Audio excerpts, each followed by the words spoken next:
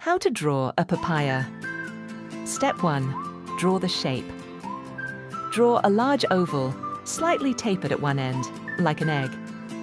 Papayas are not perfectly symmetrical. Feel free to make it a bit lumpy for realism. Step 2. Draw the cut. To show the inside, draw a curved line lengthwise through the middle so it looks cut open.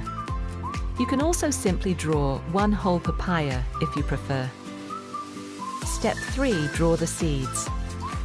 Inside the cut section, draw a cluster of small circles or ovals in the center. Papaya seeds are numerous, small and black. Step 4. Add the stem.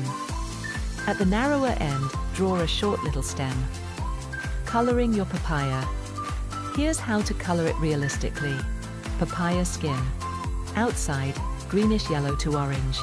Ripe papayas are bright orange outside. Papaya flesh. Bright orange or reddish orange. Seeds. Dark brown or black with a shiny look. Stem. Light green or brown. Add shade in around the edges for a 3D effect. The seeds often look slightly glossy,